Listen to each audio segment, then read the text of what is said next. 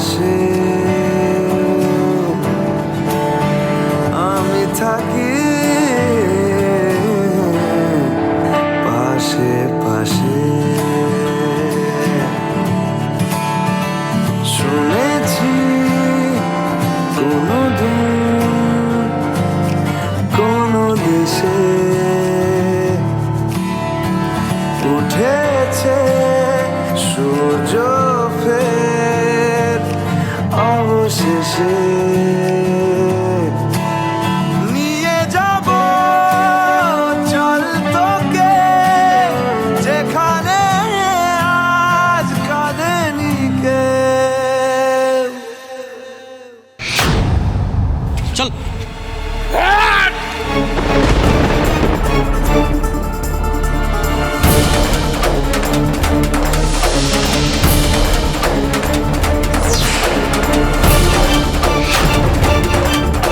আকাশ! আকাশ!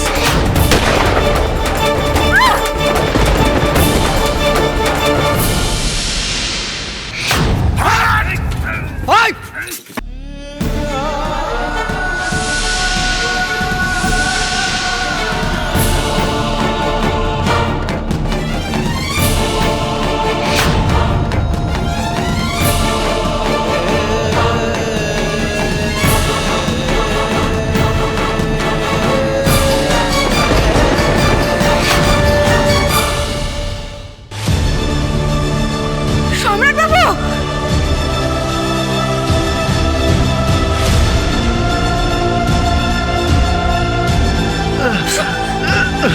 সম্রাট বাবু, এটা কি করলেন আপনি? ভালো আঙ্কেল, ভালো আঙ্কেল।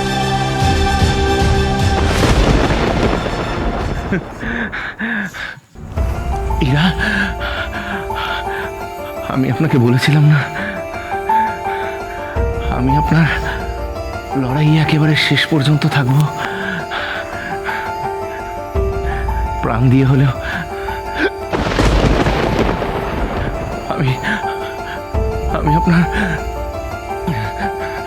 পাশে থাকবো। আমি কিন্তু আমার কথা রেখেছি। আপনি এসব বলবেন না, কিচ্ছু হবে না আপনার। আমি আপনার কিচ্ছু হতে দেবো না।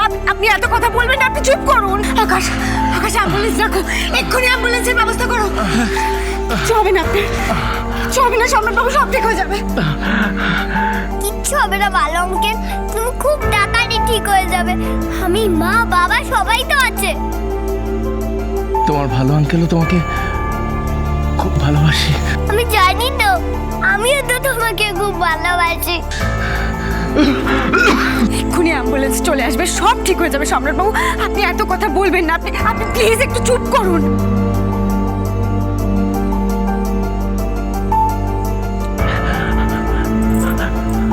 ইরা, অ্যাম্বুলেন্স আসুক আর নাই আসুক, তাতে আমার কোনো মাথা ব্যথা নেই।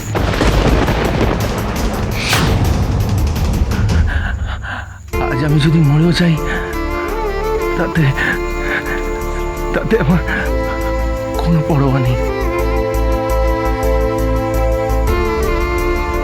আপনি আপনি আমার পাশে আছেন।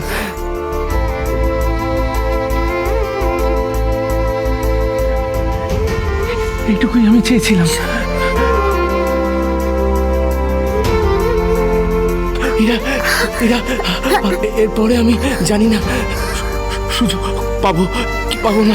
সম্রাট বাবু, আপনি প্লিজ চুপ করুন, কথা বলবেন না। আপনি চুপ করুন।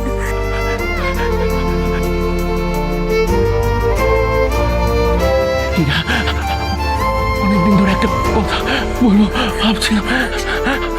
ইরা, আমি আমি আপনাকে খুব আপনাকে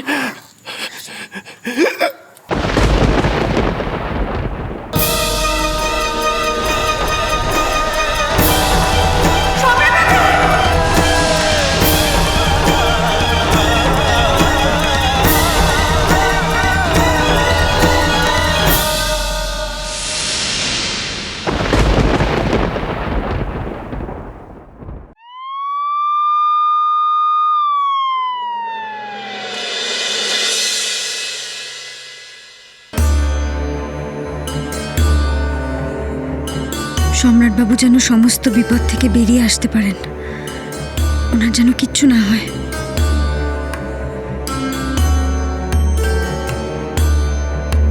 কই আমার সম্রাট? আমি সম্রাটকে দেখবো, আমি সম্রাটের কাছে যাবো। মা দাদা অপারেশন থিয়েটারে আছে, তুমি এখন দেখতে পারবে না। দেখো, তুমি কিন্তু বলেছিলে তুমি শান্ত হয়ে থাকবে, আমি কিন্তু সেই জন্যই তোমাকে এখানে এনেছি। মা একটু শান্ত হও মা। আপনি এই শরীরের অবস্থায় কেন এলেন? ডাক্তার তো আপনাকে বাড়ি থেকে বেরোতে বারণ করেছে, রেস্ট নিতে বলেছে। আমি এখন কি করে রেস্ট নেবো বলো দেখি অনুশ্রী, আমার ছেলেটার এই অবস্থা। কিন্তু আপনি তো মাকে এই এক কথাই বোঝানোর চেষ্টা করছি, কিন্তু মা তো কোনো কথাই শুনতে রাজি নয়।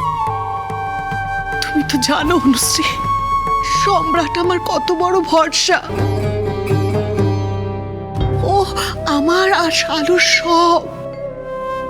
ওর কিছু হয়ে গেলে আমি কি করব বলো তো, আমি কি করব? সম্রাটবাবুর কিচ্ছু হবে না মা, কিচ্ছু হবে না আমি বলছি। আপনি আসুন তো, আসুন, আগে বসুন, বসুন বসুন শান্ত হয়ে। শালু, অনুশ্রী, সম্রাট আমার কত ভালো মানুষ বলো তো। ও তো কোনোদিন জ্ঞানবশত কারোর কোনো ক্ষতি করেনি। তাহলে তাহলে ভগবান কেন কে বিপদের মুখে ঠেলে দিল বলতে পারো? কেন ঠেলে দিল?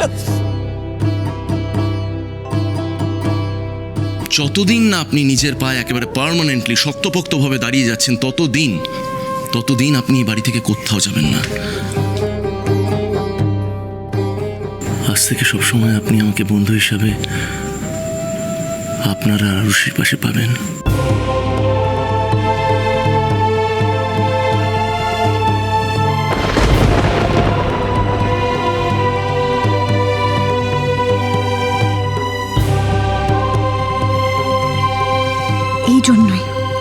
এই জন্যই আমি সম্রাটবাবুকে আমার সমস্যাগুলোর মধ্যে ঢুকতে দিতে চাইতাম না।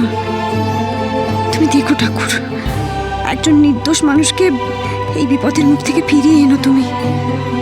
সত্যি তো, উনি তো কখনো কোনো অন্যায় করেননি, তাহলে ওনার সাথেও কোনো অন্যায় কেন হবে? একজন অচেনা মানুষের জন্য তোমার এত কষ্ট হচ্ছে? এরা এত চিন্তা যে এতগুলো বছর পর আমাকে সামনে পেয়েও তুমি একটা বারের জন্য আমার কাছে আসার প্রয়োজন মনে করলে না, আমার সাথে কথা বলার কোনো দরকার মনে করলে না। বাবা, ও বাবা, আমরা এখানে ভালো আঙ্কেলকে দেখতে এসেছি। বলো, ভালো আঙ্কেলের কি হয়েছে বাবা? ভালো আঙ্কেল ঠিক হয়ে যাবে তো? হ্যাঁ অরশি, ডক্টররা তোমার ভালো আঙ্কেলকে দেখছে, নিশ্চয়ই ঠিক হয়ে যাবে। আমিও ভালো আঙ্কেলের জন্য প্রে করব গডের কাছে, যে ভালো আঙ্কেল খুব তাড়াতাড়ি ঠিক হয়ে যায়।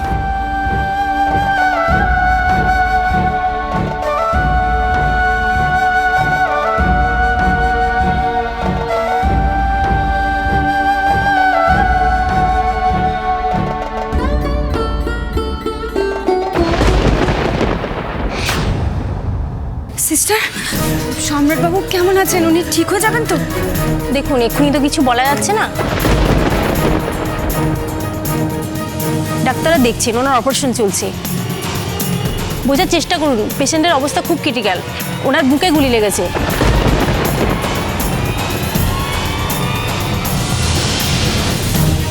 একটু ধৈর্য ধরুন, অপারেশন শেষ না হওয়া পর্যন্ত আমরা কিচ্ছু বলতে পারবো না। আর কতক্ষণ লাগবে সিস্টার? পেশেন্টের যা কন্ডিশন, আমরা এই মুহূর্তে কিচ্ছু বলতে পারবো না কতক্ষণ লাগবে।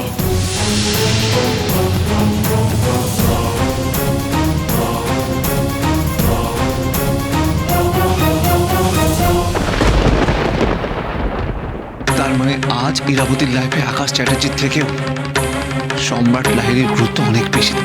ইরাবতী মিত্র সম্রাট লাহিড়ীকে ভালোবেসে ফেলেছে, তাই তো?